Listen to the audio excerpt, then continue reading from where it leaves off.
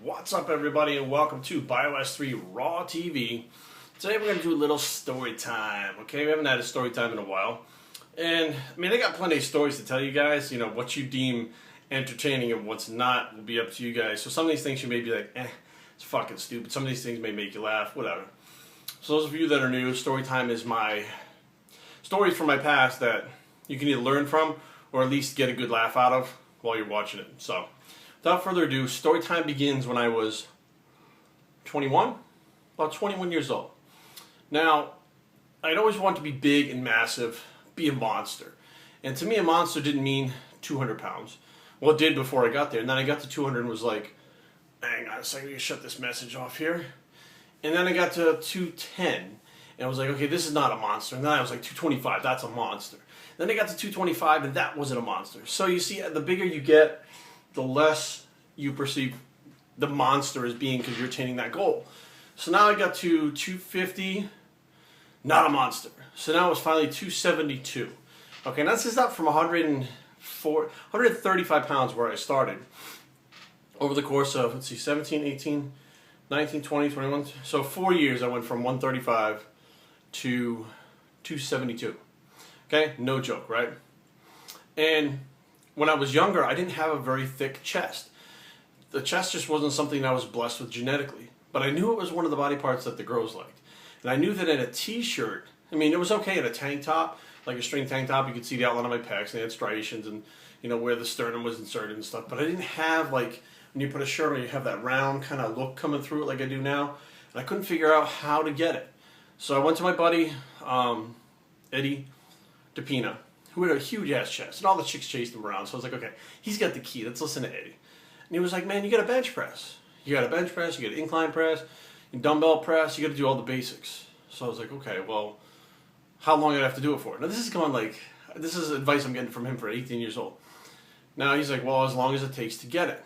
Fine. So I spent some years doing that, but I wasn't very good at it. I wasn't very strong at it, I wasn't very good at it, so I didn't see the results, so I didn't put 110% into it. Now, fast forward to the point where I had gone on the juice already, I had gotten stronger in everything, including the bench press, but lo and behold, because I was getting stronger overall, I was putting more effort into training my chest, specifically the bench press. So I had gotten up to like 275. So now I was benching 275 for 3 reps. This is about when I was, let's see, I think I had just started the juice. So I was about early 21. And I got the 275 for 3 reps. So I figured if I got 275 3, I should be able to get 315 for 1. Now what I had done was there was nobody in the gym that day to spot me. So I set up the Smith machine, and the flat bench was being used, so I used the decline bench. And it felt a little different, like I could push more on the decline. So I figured, okay, well, you know, this is what I got to use. The other one's being used. Fuck it. So 275 for 3, 315 for 1. Now that's the first time I'd ever done 3 plates, and it went up easily. So I said, holy shit, like, you know, this is starting to pay off, training my chest like this. So then what I did was go from the Smith machine directly over to the decline bench without the Smith machine. Put the same weight on there, had my girlfriend lift it off for me, and then did a rep of 315. So now I was past that 200 something. I was in the 300 pound club. Okay, and the feeling was just phenomenal. It was the best feeling in the world to break that 300 pound barrier and be 315 and have 3 plates on that bar. I mean, I could have shit solid gold eggs and fucking thrown up rainbows that day. That's how bad it was. It was fucking awesome. And then my next goal immediately was, well, shit, if I got 3 plates like that, if I keep doing what I'm doing, I could build up to like 4 plates. So that was my next goal, 4 plates. And it wasn't like I was powerlifting. I just wanted to hit that weight because I knew if I got to that weight, that the reps I could do with less weight. So if I was doing 4 or 5, 315 I could do for like 8 to 10, and that would make my chest grow. So over time, I'd say it was probably another 3 or 4 months. I went in the gym. My buddy Joe was there. Let's see, Jay Roberts was there. Maybe Chip. Maybe Donnie. Anyways, a bunch of us training. And Monday was like, you know, the National Bench Day. You walk in, everybody's benching.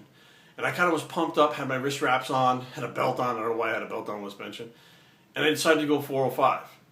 Now, the first time they picked up 405 and put it in my hands, it felt like it was going to push me through the bench into the ground. Okay, so I was like, you're fucking kidding me.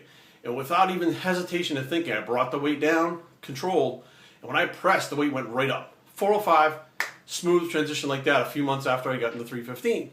So now at this point I was like, okay, I know what it is now. Like I have an arch in my back, my shoulders are back. I had learned proper bench technique by messing around with it myself, to where that made my bench jump, but also my chest was getting bigger and stronger too, so that was making it jump. My triceps had always been, a very developed body part, very strong, so that was helping my bench. So basically everything I was doing was helping the bench. My squat sucked. I didn't even deadlift because it hurt my back. So then my goal was, how far can I go? Because at this point, all of us were benching 405, the whole crew. So I think it was, I don't know how long it was after that, I can't remember. But it was just me and Joe in the gym. And I'd done 405 for 6. And I was like, Joe, let's go up.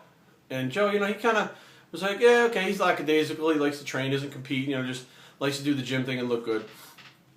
So I put 2 quarters on the 405, makes it 455. Excuse me.